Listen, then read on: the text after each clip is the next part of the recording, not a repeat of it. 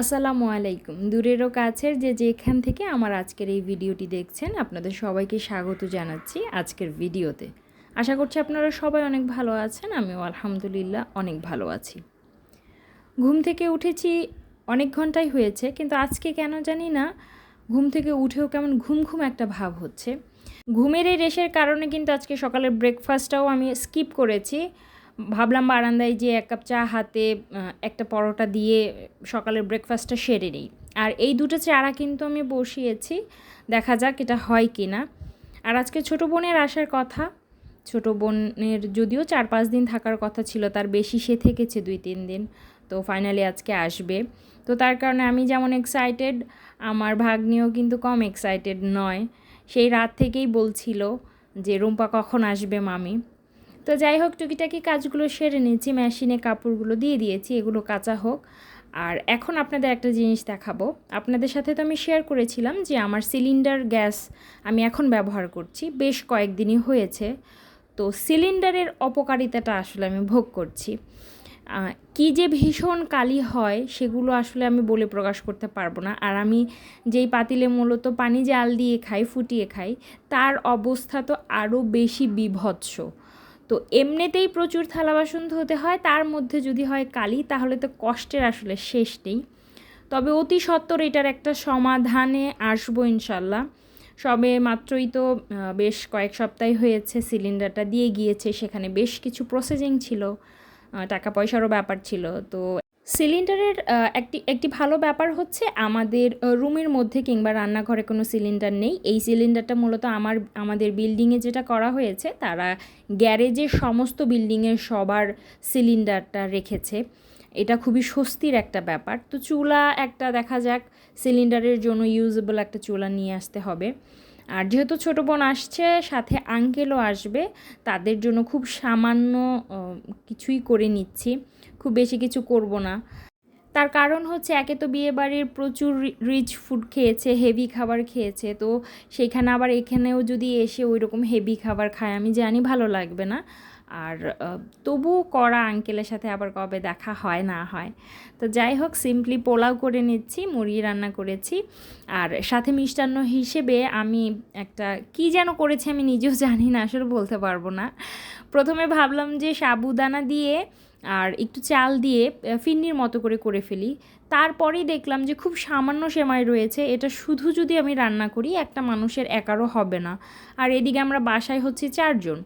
তো এত অল্প খাবার করলে আসলে কে খাবে, কে তাকিয়ে থাকবে, যার কারণে মিক্সড একটা কিছু করেছি আর কি। তো ছোটো বোন আলহামদুলিল্লাহ চলে এসেছে, আঙ্কেলও এসেছে। আঙ্কেল রেস্ট নিচ্ছে, ছোটো বোন গোসলটা সেরে নিল। আর এর মাঝখানে আমার ভাগ্নি গিয়েছিল তার খালাতো ভাইকে স্কুল থেকে আনতে। আর আসার সময় তার এসএসসি পরীক্ষায় ভালো রেজাল্টের জন্য সে একটি ক্রেস্ট পেয়েছে, সেটাই ও বলছিল যে মামি আমি তোমার ভিডিওতে এটা শেয়ার করতে চাই। তো আমি বলেছি ইউ আর মোস্ট ওয়েলকাম, আমার কোনো প্রবলেম নেই। তো সবার সাথে শেয়ার করো, তোমার আন্টিদের সাথে, আপুদের সাথে, সবাই দেখুক যে আলহামদুলিল্লাহ তুমি একটি ধাপ পেরিয়েছো এবং সামনে আরও অনেক ধাপগুলো রয়েছে ভবিষ্যতে। তার জন্য সবার কাছ থেকে দোয়া নিয়ে নাও। সবাই আমার ভাগ্নি এবং ছোটো বোনের জন্য দোয়া করবেন। বেশ খানিকটা সময় পার হয়ে গিয়েছে, দুপুরে খাওয়া দাওয়া করে যথারীতি ভাগ্নি আর ছোটো বোন চলে গিয়েছে কোচিংয়ে, আর আঙ্কেল চলে গিয়েছে। আর এদিকে বিকেলের দিকে আমি বসেছিলাম, ভাতিজি আর ভাতিজা যে আমাকে বলল যে চলো আমরা ছাদে যাই, এবং দেখলাম ভাতিজা খুব এক্সাইটেড আমাকে নিয়ে ছাদে আসার জন্য। তো আমিও আর দেরি করিনি, ভাবলাম ওদের সাথে সুন্দর মুহূর্তগুলো কাটানো হবে, চলে যাই। তো গেলাম, প্রাকৃতিক পরিবেশ যেটা, খুব ঠান্ডা বাতাস ছিল, সেটাকে উপভোগ করলাম। ভাতিজা আর ভাতিজি তো সাইকেল চালাচ্ছে, সেটা দেখলাম। তো মাগরিবের পরপর মোটামুটি নামাজ আদায় করে ছোটো বোন আর আঙ্কেল যে বাড়ি থেকে নিয়ে এসেছে আম, সেটা খাওয়ার জন্য বসলাম। আর যেহেতু একদম প্রিজারভেটিভ ছাড়া আম, নিজেদের গাছের আম, তো খুবই এক্সাইটেড ছিলাম খাওয়ার জন্য। তো বসলাম খেতে। আর ওদিকে ছোটো বোন যেহেতু অনেক জার্নি করেছে, তার ফুপুর বিয়েতে, তার ফুপুর সাথে সার্বক্ষণিকভাবেই সে ছিল, বিয়ের যেসব নিয়মকানুনগুলো রয়েছে সবগুলো পালন করেছে সাথে থেকে থেকে ফুপির। তো ও বেশ টায়ার্ড, তার মধ্যে আবার আজকে এসেছে। তা আমি আর ভাগ্নি বসেই আমরা কথা বলছিলাম আর খাচ্ছিলাম। এর মধ্যেই কিন্তু ভাগ্নি আবার ওই মিষ্টিটা খাচ্ছিল, যেটা আমি বানিয়েছিলাম সাবুদানা দিয়ে, সেমাই দিয়ে, পোলার চাল দিয়ে। তো আমার ভাগ্নি খাচ্ছিল আর বলছিল, মামি এটা যাই হয়েছে কিনা এটা মজা হয়েছে, তুমি টেনশন করো না, বেশ ভালো লাগছে। তো ভাগ্নি আবার এটার মধ্যে দেখলাম আম দিচ্ছিল, তো বললো আমাকে যে তুমি টেস্ট করে দেখো, বেশ ভালো হয়েছে। তো ওর কথা শুনে না আমি লোভ সামলাতে পারিনি, আমিও বসে পড়লাম যে একটুখানি খেয়ে দেখি কী অবস্থা। তো খাওয়ার পরে আমি বুঝলাম যে না, জিনিসটা আসলেও মজার। আর এই ফিরনিটা খেতে খেতেই দেখলাম ছোটো বোন আবার আবদার করলো যে চলো আমরা ফুচকা খেয়ে আসি, আমি আমটাম কিচ্ছু খাবো না, আমার ভালো লাগছে না, আমি বাড়িতে খেয়েছি। তো যেমন কথা তেমনই আমাদের কাজ, তিনজন চলে গেলাম ফুচকা খেতে। ওরা দুজন ফুচকা খেলো, আমি চটপটি খেয়েছি।